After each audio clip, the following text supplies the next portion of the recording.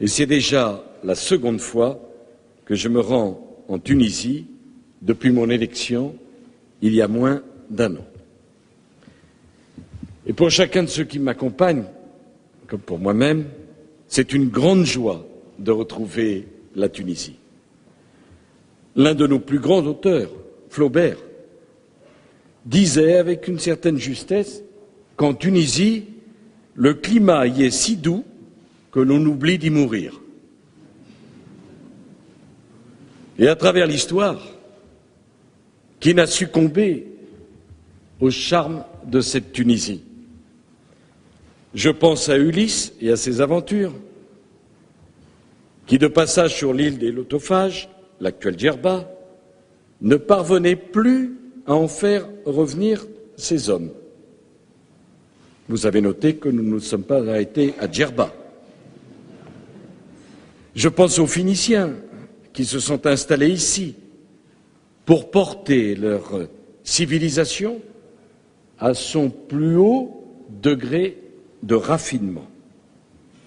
Et je pense à Hannibal, le Carthaginois, qui a puisé dans ces lieux sa fougue et, pourquoi ne pas le dire, son inspiration de stratège.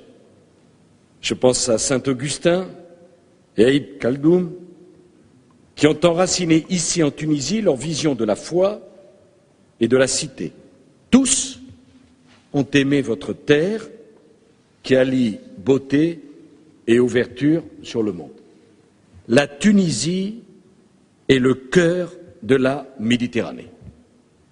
Et c'est ici que se rejoignent les côtes orientales et occidentales de notre mer commune. Tunis est aussi proche de Nice que Nice ne l'est de Dunkerque.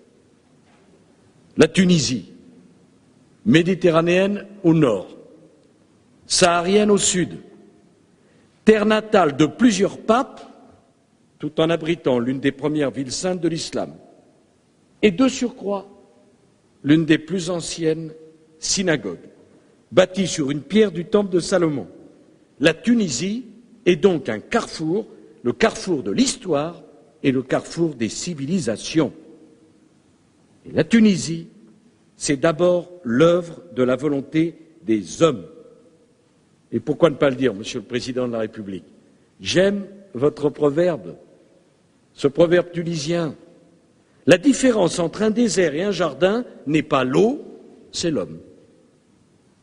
Eh bien, c'est cet héritage historique, assumé dans sa diversité, qui fait l'identité de la Tunisie et qui explique son ouverture et son esprit de tolérance.